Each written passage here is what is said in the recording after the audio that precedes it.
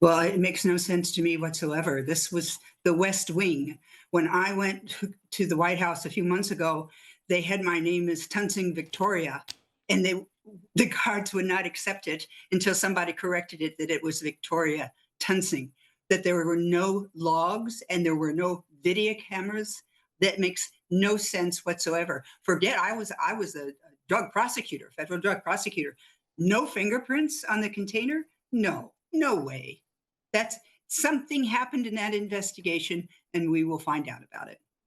Yeah, we're hearing a lot from those on the left saying that this case should be closed. The Secret Service looked into it. There's really nothing to report here.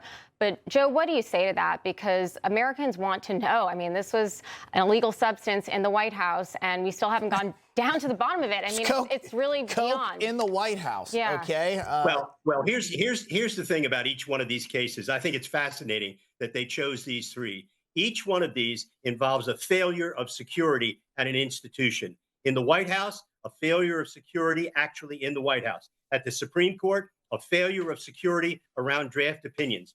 And at the Democratic National Committee and the Republican National Committee, 2 pipe bombs undiscovered for a long period of time by the FBI, institutional failure at the FBI. These 3 cases all are chosen because each of them involves a failure of institutions to do their job. And to me, the most important case of all is the Dobbs leak. Oh, of it's course. going to be fascinating without a doubt. See how they investigate the Dobbs leak. I said on Newsmax a month ago that the department needed to open up a criminal investigation of the Dobbs leak. And what do you know? They finally did it. I mean, we're talking about a leak coming out on a major Supreme Court decision and no ramifications here. I mean, this is something that obviously is a hot button issue here in our country. Victoria, talk about how you go about investigating something like the leak. Whether that was a physical, like somebody had the documents physically and printed them out, or it was transmitted through email. Talk about how this would look. Well, it already looked, and that's the problem. John Roberts decided that he would have the U.S. Marshals do the investigation. Marshals are trained in security. They are not trained to do investigations. And what they should have done was brought in a couple of people who are experienced investigators to question the people. It's an art. It's a real art. Trust me. As a former prosecutor, I know to question people and get them to either say the right thing or to get them so cornered in making a statement that you have them for making a false statement. So now, if this government could go out and find the grandmother who went into the Capitol and prayed, I can't believe that they can't find the people in all of these 3 cases. What you do is you put subpoenas, grand jury subpoenas, on every single law clerk that was working, all the court personnel, everybody that ever touched that opinion or had access to the computer system. They all get grand jury subpoenas. It's not a complicated process. Let me ask you this, both of you.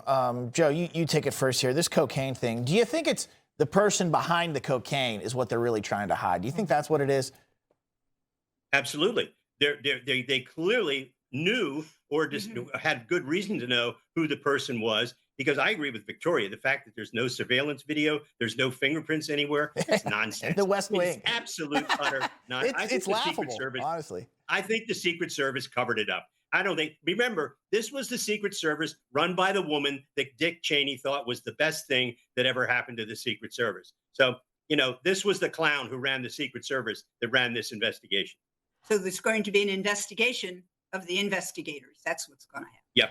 Right, and that's exactly what we're hearing from Dan Bongino. And with respect to that Supreme Court case that was leaked, the Dobbs decision, many say affected elections. It did. It was a huge case here. And also Supreme Court justices were threatened. So they might have felt under duress and not able to really adjudicate as they well should. Victoria, your thoughts?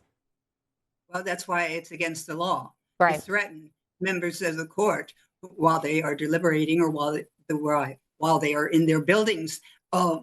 Notice Chuck Schumer. Just thought he might want to know that. Yeah. I'll tell you what, we can track down murderers, terrorists, Osama bin Laden, General Soleimani. We can't find who put cocaine in the West Wing or who leaked the document or however they went about it. It's crazy. The whole thing stinks. Hopefully they get to the bottom of it. Agreed. Joe, Victoria, thank you so much for your analysis. Appreciate it. You bet.